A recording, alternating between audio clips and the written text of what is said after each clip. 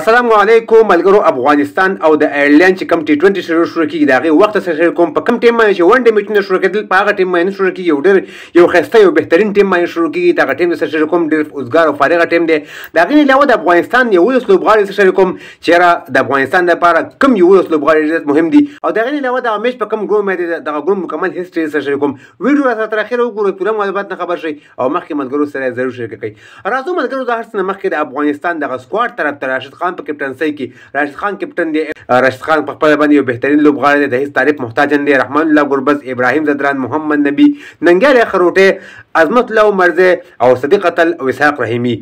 مجيب زدران نوین الحق او فضل الحق فاروقي دا یو لوبغاړي شو یو پلیران شو د افغانستان د ټي 20 لپاره د اولنی ټي 20 لپاره په دې کې کوم تاسو وګورو راشد خان محمد نبی مجيب زدران سپینران شو او ورسره چې د نوین الحق فضل الحق فاروقي او عظمت الله مرزه فرش بادران شو شپږ بادران افغانستان سره په دې سکواډ کې شامل شو یو بهترین سکواډ دی چې دا سکواډ واخلي ان شاء الله یقینا چې افغانستان ټیم به بالکل ننګیالي خروټه نه شو هغه پکې یو بهترین بولر دی لیفټ ارم اب بولینګ کوي دا سکواډ ته کوم نو ډېر ښه سکواډ دی اولنی ټي 20 میچ کې به ان شاء الله بالکل شکست ورکوي ماتې به ورکوي آیرلینډ ټیم ته لکه څنګه چې په اولنی ون ډے کې ورکو اولنی ټي 20 میچ ډېر زیات مهم دی په دې وجه باندې چې وروسته به دوه ټي 20 میچونه دي پای کې به یو ګټل پکار دي د سیریز ګټل لپاره کو دوه افغانستان ټیم وګټل نو سیریز کې به کلین سویپ ورکړي آیرلینډ ټیم ته نو د آیرلینډ ټیم د بدغه سیریز هم وګټي دغه میچ د افغانستان وخت مطابق 8 بجې شروع کیږي د پاکستان وخت مطابق 9 بجې شروع کیږي 9 بجې تراویح شوي منځونه شوي ډېر خسته فارغه ټیم دی تقریبا 2 بجې پورې 2 نیم بجې پورې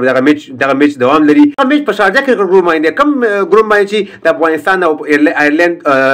دغه ون ډے سیریز او افغانستان په دوه میچونه وګټل نو دغه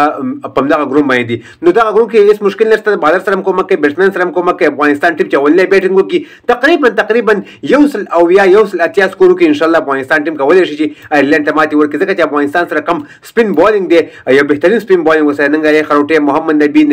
مجيب زدران راشد خان نو ډېر ښه سپین بولینګ د افغانستان سره د افغانستان د بریا په هیله باندې دا ویډیو مخکې ملګرو سره ضرور شریک کړئ بیا بعد ملګري ته پوښتنه کوي په میسنجر کې یا په واتس اپ باندې چې میچ په 100 بجو شروع کیږي په 100 بجو شروع کیږي ان شاء الله موږ یو وخت جواب ورکړو خو بیا هم چې دا ویډیو ټول ملګرو ته ورسیږي چې په دغه ټیم باندې میچ دی نو چې ټول ملګري خبر شي د ویډیو کتلو ډیر من د ویډیو مخکې ملګرو سره ضرور شریک کړئ زموږ پیج هم سره فالو کړئ زموږ یوټیوب چینل سره ضرور سبسکرایب کړئ د نور تازه معلوماتو لپاره نو خو خلک د افغانستان د بریا په هیله الله پامان